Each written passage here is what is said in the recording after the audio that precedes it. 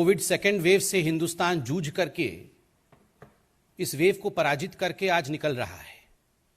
Vaccination drive भी चल रही है, मगर आज अखबारों में एक महत्वपूर्ण खबर हम सब ने देखा है। आज हमने ऑक्सीजन को लेकर दिल्ली में जिस प्रकार की राजनीति की गई, उस विषय में एक रिपोर्ट देखा है।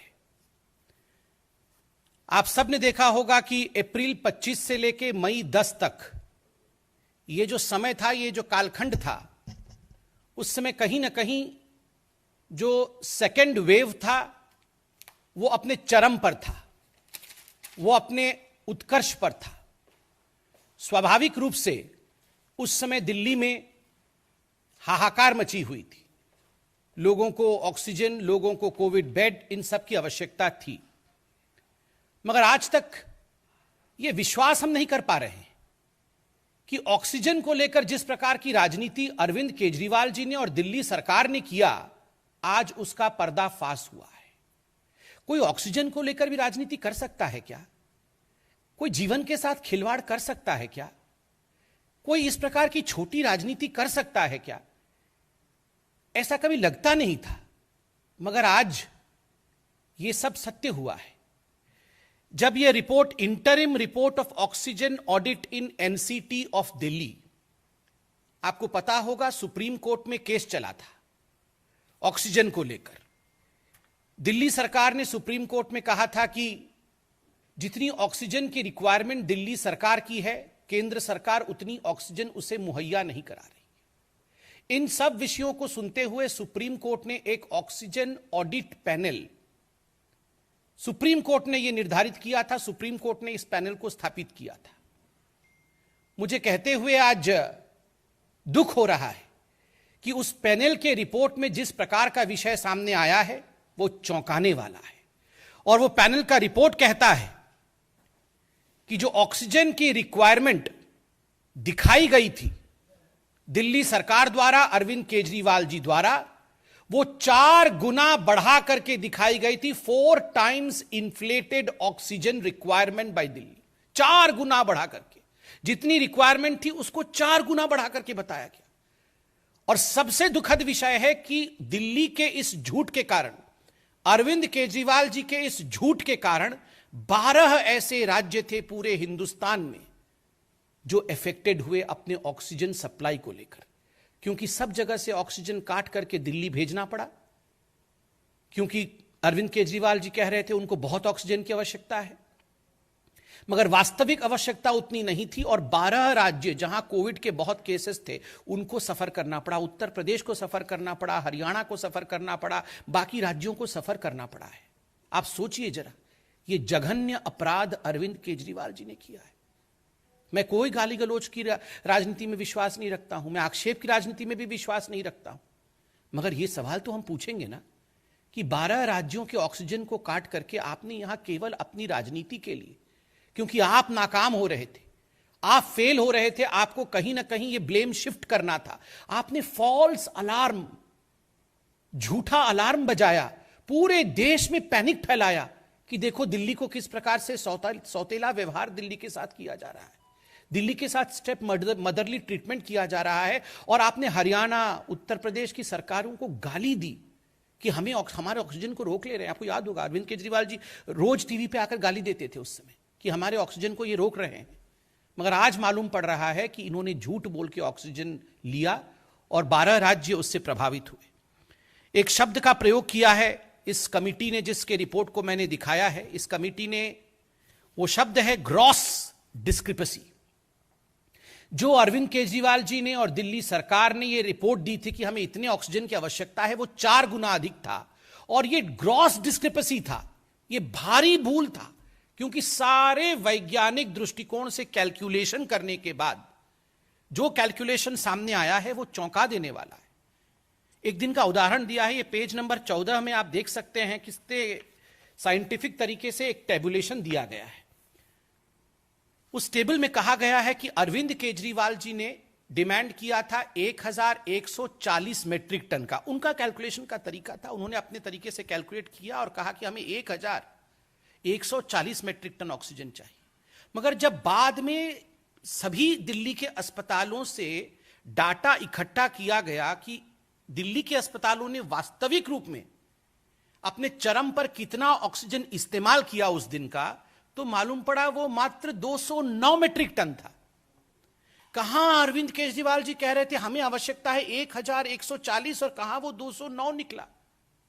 आप बताइए, 4 गुना बढ़ा करके ये ऑक्सीजन सड़क पे खड़ी रही, ये ऑक्सीजन स्टोरेज प्लेस में ही रह गया। आप सोचिए, अगर यही ऑक्सीजन उत्तर प्रदेश में, हरियाणा में, राजस्थान में, दूसरे राज्यों में इस्तेमाल होता तो कितने लोग बच सकते थे, आप सोचिए। ये अरविंद केजरीवाल जी द्वारा जघन्य अपराध है, ये क्रिमिनल नेग्लिजेंस है, क्रिमिनल नेग्लिजेंस। बंधुगण, इस रिपोर्ट में एक पेसो की रिपोर्ट भी आई है। पेसो की रिपोर्ट को लेकर हमने पहले भी प्रेस कॉन्फ्रेंस किया था। ये petroleum and oxygen safety organisation है, और मैं कोट करता हूं इस रिपोर्ट ने क्या कहा। National Capital Territory NCT of Delhi had surplus oxygen supply which is affecting the LMO supply of other states.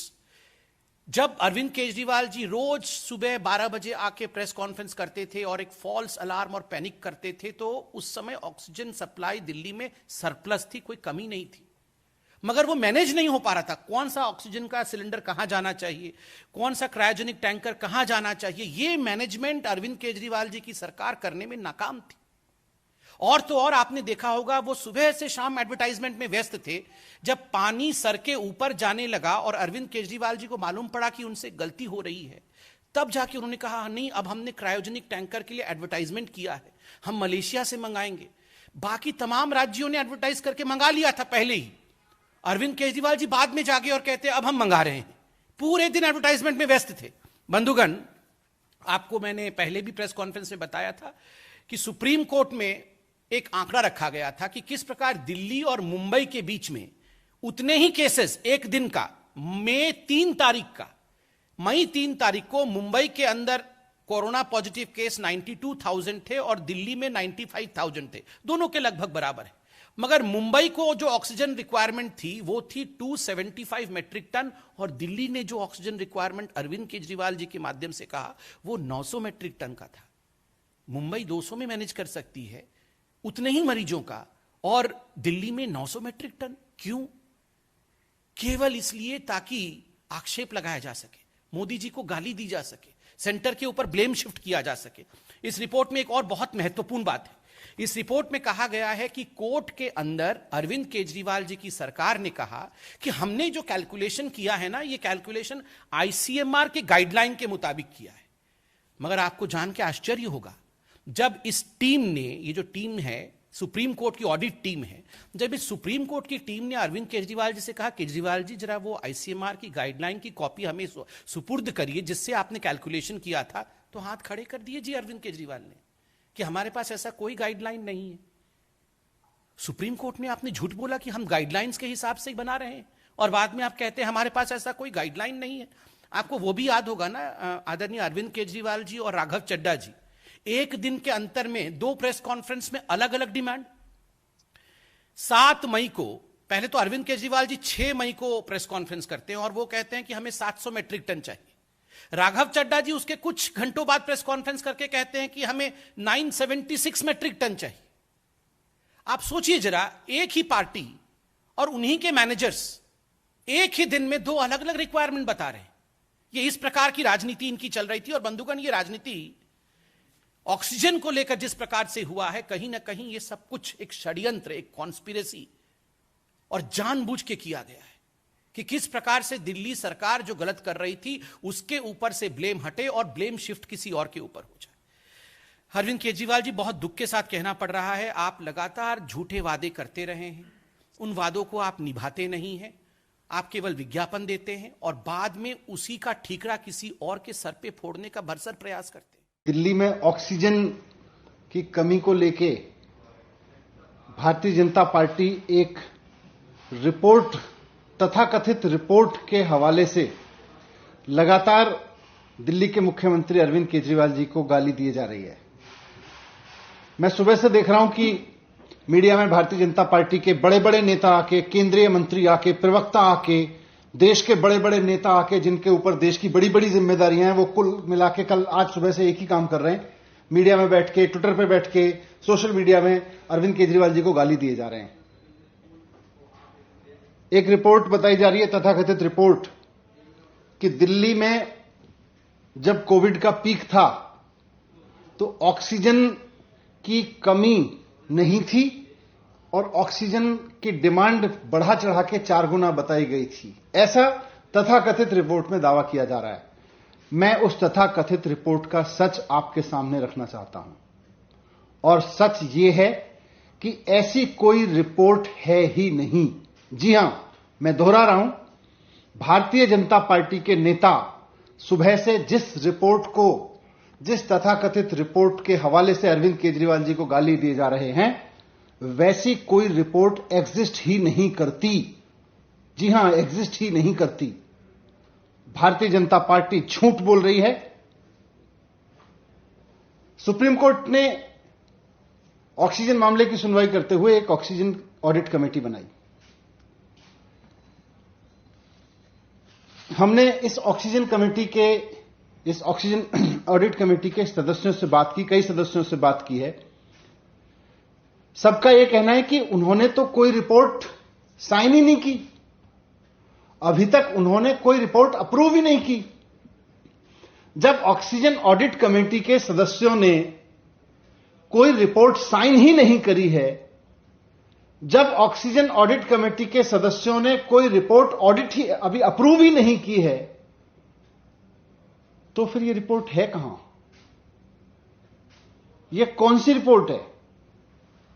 यह रिपोर्ट कहां से आई? मैं भारतीय जनता पार्टी के नेताओं को, जो सुबह से चैनल्स पे बैठ के चिल्ला रहे हैं, उनका गला थक गया होगा, थोड़ा सा पानी पिएं आराम से, और थोड़ा आराम से ठंडे दिमाग से सोच के देखें कि भई ये रिपोर्ट कहां है जिसके बेस पे हम चिल्लाए जा रहे हैं सुबह से। रिपोर्ट कहां है? क्या कोई ऐसी रिपोर्ट है ऑक्सीजन ऑडिट कमेटी की जिसको उसके सदस्यों ने अप्रूव किया है, जिसको उसके सदस्यों ने साइन करके दिया है? मैं चुनौती देके कहता हूं कि रिपोर्ट लाइए, कहां है वो रिपोर्ट जिसको ऑक्सीजन ऑडिट कमेटी के सदस्यों ने अप्रूव किया हो और जिसको ऑक्सीजन ऑडिट कमेटी के सदस्यों ने साइन किया हो। लाइए वो रिपोर्ट कहां है। झूठ की इंतहा होती है, झूठ और मक्कारी की इंतहा होती है, और भारतीय जनता पार्टी उस झूठ और मक्कारी के इंतहा पे पहुंच गई है, चरम पे पहुंच गई है। यह मामला सुप्रीम कोर्ट में चल रहा है सब जुडिशियस से, और मैं कहना चाहता हूं कि सब जुडिशियस मामलों में इस तरह के षड्यंत्र ठीक नहीं है। हम सब जानते हैं कि दिल्ली में अप्रैल के महीने में जब कोविड अपनी पीक पे था तो ऑक्सीजन का संकट हुआ था। दिल्ली के वो लोग जिनके कोई अपने हॉस्पिटल में भर्ती थे, वो इस बात को जानते हैं कि दिल्ली में ऑक्सीजन की किस तरह से कमी हुई थी, और इस मैनेजमेंट की पूरी तरह से जिम्मेदारी केंद्र सरकार की है, क्योंकि उसने पूरे देश में ऑक्सीजन मैनेजमेंट का बंटाधार कर दिया था, पूरे देश में ऑक्सीजन का मैसअप कर दिया था। डॉक्टर्स ने चिल्लाया, हॉस्पिटल्स ने चिल्लाया, उसकी जिम्मेदारी लेने की जगह Bharatiya Janata party BJP headquarter में बैठ के कोई मनगढ़ंत रिपोर्ट बनाती है और फिर उसको जारी करके कहती है ये ऑक्सीजन ऑडिट कमेटी की रिपोर्ट है। शर्म आनी चाहिए भारतीय जनता पार्टी के नेताओं को, ये महाझूठ बोलते हुए। बीजेपी हेडक्वार्टर में बैठ के रिपोर्ट बनाते हो और उसको ऑक्सीजन ऑडिट कमेटी की रिपोर्ट कहते हो। अगर ऑक्सीजन ऑडिट कमेटी ने कोई रिपोर्ट बनाई है तो भारतीय जनता पार्टी के नेता और तथाकथित बड़े बड़े नेता जो केंद्रीय मंत्री हैं वो रिपोर्ट जारी करें और बताएं कि उस पर कहां है oxygen committee report sign. Oxygen committee के किस किस मेंबर ने साइन कर रखे हैं उस पर, ऑक्सीजन कमेटी के किस किस मेंबर ने उस रिपोर्ट को अप्रूव कर रखा है, भारतीय जनता पार्टी के नेता बताएं। ये भारतीय जनता पार्टी जो है अपने हेडक्वार्टर में बैठ के रिपोर्ट बनाती है और फिर कहती है ये अरविंद केजरीवाल जी को गाली देने पर शुरू हो जाती है। ये वस्तुतः अरविंद केजरीवाल जी को गाली नहीं दे रहे हैं, ये उन तमाम लोगों को गाली दे रहे हैं जिन्होंने अप्रैल में ऑक्सीजन के मिसमैनेजमेंट के कारण, केंद्र सरकार के ऑक्सीजन मिसमैनेजमेंट के कारण अपने लोग खोए। वो तमाम लोग झूठ बोल रहे हैं जो बेचारे चिल्ला रहे थे अप्रैल में कि भाई हमारा मरीज हॉस्पिटल में भर्ती है, उनको ऑक्सीजन की जरूरत है, ऑक्सीजन का इंतजाम करवा दीजिए। वो सारे डॉक्टर्स झूठ बोल रहे हैं जो कहते थे भाई हमारे यहां हॉस्पिटल में ऑक्सीजन की कमी है। वो सारे हॉस्पिटल झूठ बोल रहे हैं जो कहते थे हमारे यहां संकट खड़ा हो गया है, ऑक्सीजन नहीं मिल पा रही है।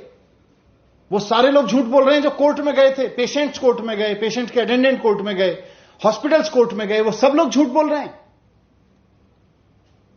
सच यह है कि भारतीय जनता पार्टी और उसके नेता और उसके बड़े बड़े नेता झूठ बोल रहे हैं।